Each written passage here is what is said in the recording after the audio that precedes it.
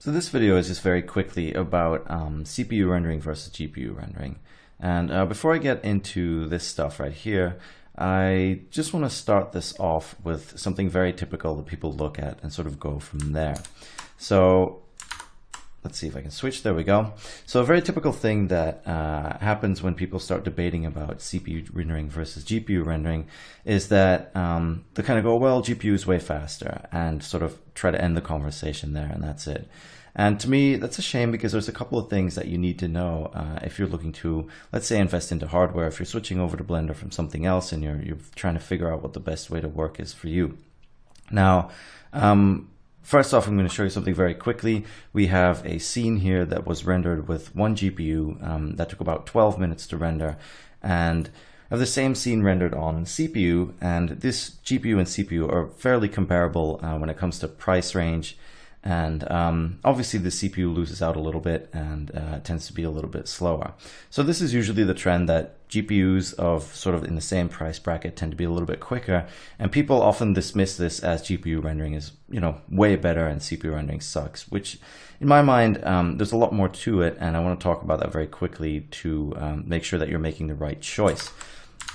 So if I go back here, we'll see CPU rendering versus GPU rendering, and there's really two main things to consider.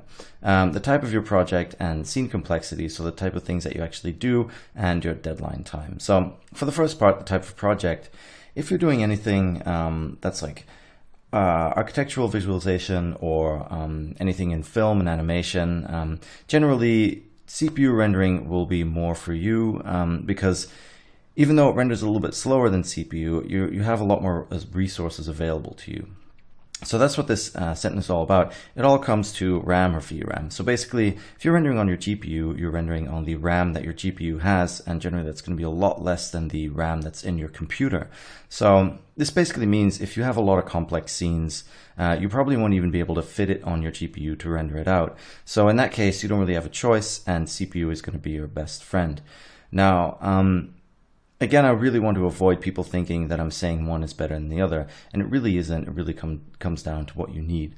Same with deadline time. One of the main reasons that I like to use GPU rendering is because when I'm working for a client, I have very quick turnaround times. Sometimes it can be a week or 2 weeks to do an animation of a minute or even more, or even longer than that. And having multiple GPUs in one computer is really easy, and I can really speed up rendering and get things out very quickly and have happy clients.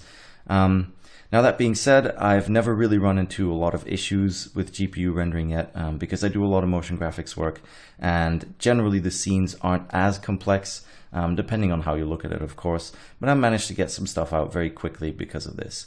If I'm doing more resource intensive stuff and I have a very complex scene with hundreds of textures and millions of polygons, chances are you're probably not going to be able to fit it on the GPU, so the CPU will be your best friend in that case. So I just wanted to sort of break through what some people say with this by saying it doesn't really matter what you use.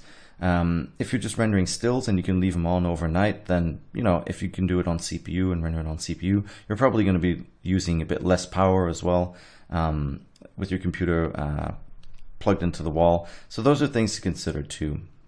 Now, that's about it for this. I just want to talk about it very quickly. One isn't necessarily better than the other. It's good to know the limitations and advantages of both going in.